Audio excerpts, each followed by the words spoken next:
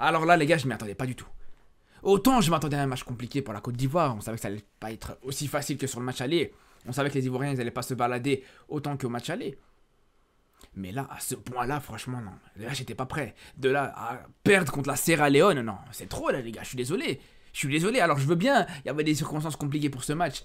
Le terrain était catastrophique. C'était un vieux terrain synthétique. En plus de ça, il était assez petit. Même au niveau de la retransmission. Après, vous allez me dire, ça n'a rien à voir par rapport au match. Mais je veux dire, les conditions, elles étaient déplorables. Ça, c'est sûr et certain.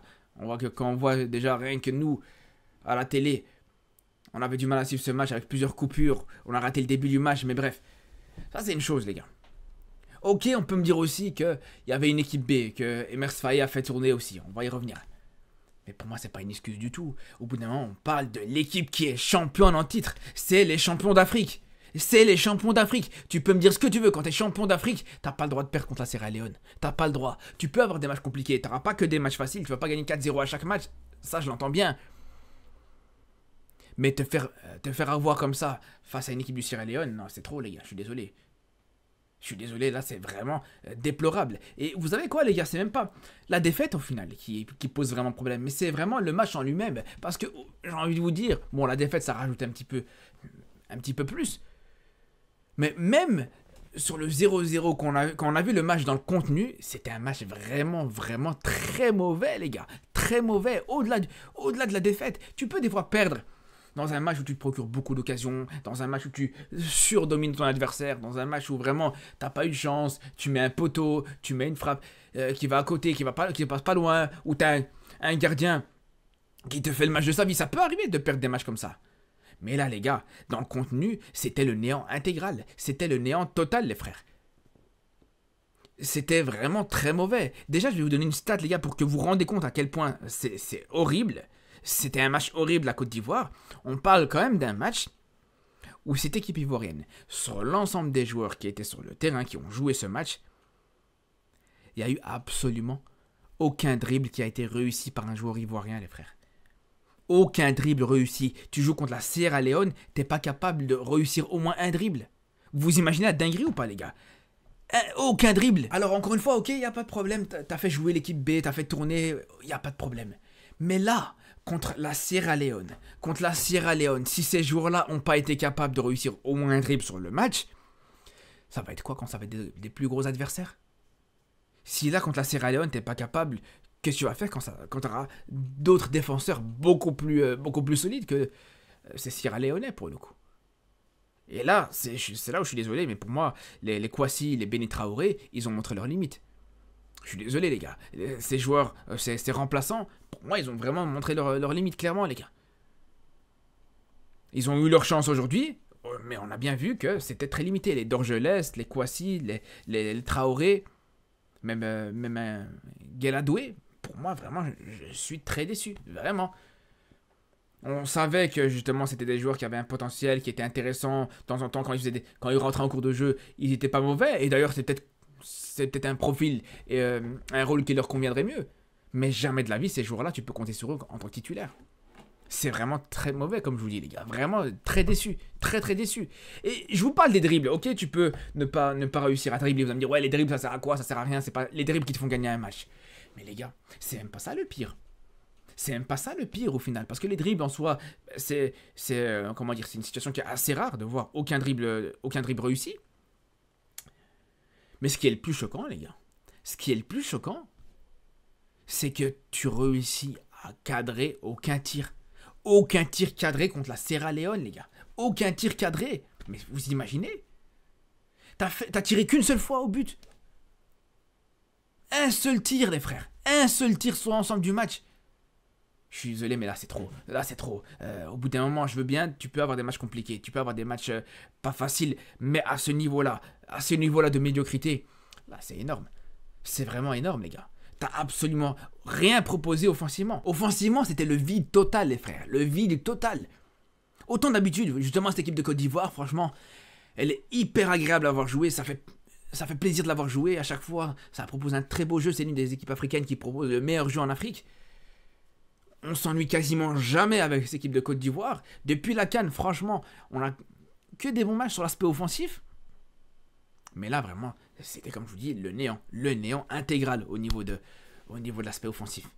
Et quand tu es aussi mauvais offensivement, quand tu n'arrives pas à marquer, même pas à marquer, à te procurer les occasions, parce qu'au final c'est réel ça, je pense que tu n'as aucune occasion nette dans ce match. Aucune occasion nette. La seule occasion, elle est plus ou moins qu'on peut qualifier d'occasion, c'est le ballon qui arrive sur Kouassi, qui reprend en reprise de volée. D'ailleurs, une reprise de volée catastrophique, mais c'est la seule occasion. D'ailleurs, il a été signalé hors-jeu. Il n'était pas hors-jeu, pour moi, il n'était pas hors-jeu, mais il a été signalé hors-jeu quand même. C'est la seule occasion nette, ou en tout cas, qui se rapproche d'une occasion nette dans tout ce match. Il ne voit rien. Et justement, comme je vous dis, quand offensivement, tu es aussi mauvais, quand offensivement, tu te procures rien du tout, et qu'en plus de ça, on sait que cette équipe ivoirienne, si elle a bien une faiblesse, c'est l'aspect défensif. Ben, c'est sûr que tu t'exposes facilement à une défaite. C'est aussi simple que ça. Et cette défaite, les gars, je vais pas dire que je la sentais venir, ça serait abusé.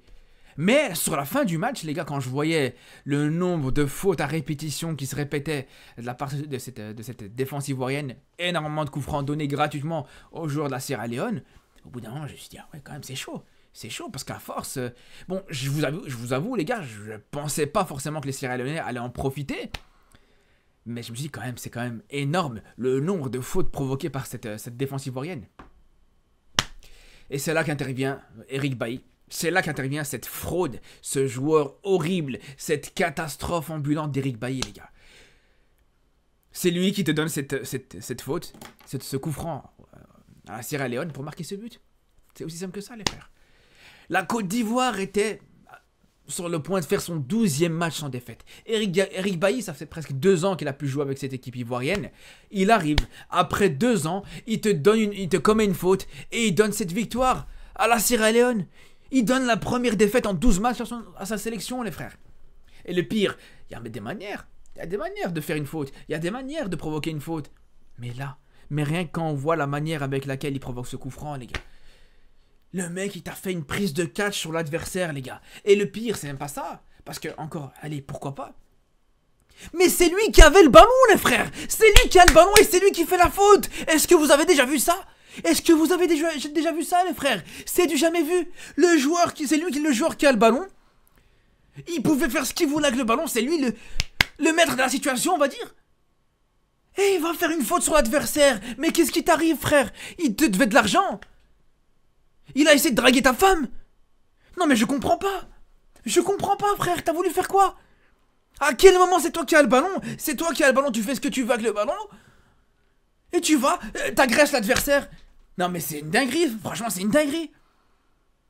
Ne me dites pas que là, c'était une action défensive. C'est pas une action défensive vu que c'est lui qui a le ballon, les gars.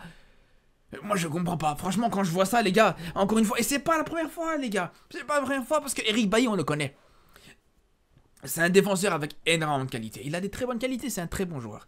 C'est un très bon défenseur. Mais des fois, les gars, il a 2 neurones qui se touchent, il a 2 boulons qui se touchent dans sa tête, et il va agresser un joueur adverse. Parce que là, les gars, c'est une agression. Le joueur de la Sierra Leone, demain, s'il veut, il porte plainte, les gars. Parce qu'au bout d'un moment, quand tu vois que le joueur, il se fait agresser sans aucune raison, le mec, il a pas le ballon, c'est pas lui qui a le ballon, et il se fait pousser. Et je vous dis, c'est le genre de choses qui arrive très souvent. Je me rappelle très bien, il y a un match qui m'a marqué, et c'est pas la première fois, ça arrive très souvent. Mais un exemple typique, c'est le match, pour ceux qui s'en rappellent, Côte d'Ivoire-Cameroun. Qualification pour la Coupe du Monde 2022. Où les Ivoiriens, ils menaient, ils étaient tranquilles. Et à la fin du match, Eric Bailly, il te met un high kick. Un joueur camerounais, et tu te prends un penalty comme ça. Ben voilà, ça c'est du Eric Bailly dans toute sa splendeur, dans tout son art, les gars. Mais quand vous voyez ça, comment vous voulez avancer? Comment vous voulez avancer avec un joueur pareil, les gars? Et c'est frustrant parce que, comme je vous dis, pourtant c'est un bon joueur. C'est pas un mauvais joueur, les gars. C'est un joueur qui a de la qualité, c'est un joueur qui est pas mal. Il fait des bonnes choses aussi avec Villarreal, même si ça lui arrive aussi, mais avec Villarreal, des fois, de faire des dingueries comme ça. Mais c'est pas possible, les gars, c'est pas possible. C'est là où, pour moi, vraiment, on peut dire d'une certaine manière, pas forcément par rapport au fait d'avoir fait jouer Eric Bailly, parce que, bon, on va pas se mentir, là, je pense que c'était une alternative parmi tant d'autres. Mais là où, pour moi, Emers Faé a commis une erreur, c'était le fait d'avoir justement, clairement, fait tourner son équipe. Le fait d'avoir mis une équipe B comme ça dans ce match-là. Pour moi, c'est une mauvaise idée parce que tu étais presque qualifié, c'est vrai, mais tu n'étais pas encore qualifié. t'étais pas encore qualifié. Et quand tu vois un Singo qui reste sur le banc, quand tu vois des Seko Fofana, des joueurs comme ça sur le banc, les gars, c'est dommage. Vraiment, c'est dommage. Je peux comprendre encore une fois que les joueurs sont fatigués, qu'ils sont éprouvés physiquement, et y a pas de problème. Mais joue avec ton équipe type. Tu joues avec tes titulaires. Et en fin de match, ou en deuxième mi-temps plutôt, tu fais tes changements une fois que tu as sur le premier but, le deuxième but. En deuxième mi-temps, là, tu fais tourner. Tout simplement. Parce que là, le problème, c'est que non seulement tu avais une équipe qui a été remaniée, avec des joueurs sur le terrain qui n'avaient pas le niveau, encore une fois. Et même ceux qui ont le niveau habituellement, qui sont bons, un Diakité par exemple, ben, tu les vois, ben, on connaît leur qualité, on sait de quoi ils sont capables, mais tu les vois dans ce match-là, ça manquait d'implication. Ils jouaient ce match avec un petit peu trop de facilité, ils sous-estimaient un petit peu l'adversaire, ils savaient qu'il était avec une équipe B, ils savaient que voilà. Et c'est ça aussi le problème, c'est que ça renvoie un message un petit peu négatif par rapport à ça. Et c'est là où même des joueurs dont tu connais la qualité, ben aujourd'hui, je suis désolé, mais ils n'ont pas répondu présent. Et il est là tout le problème, les gars. Il est là tout le problème. Mais bon, après, voilà. Je pense que c'est aussi quelque chose qui pourra servir à Emers Faé aussi. C'est une expérience qui pourra lui servir.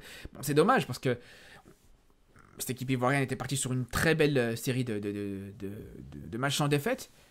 On était sur une série vraiment intéressante. Malheureusement, elle a été stoppée.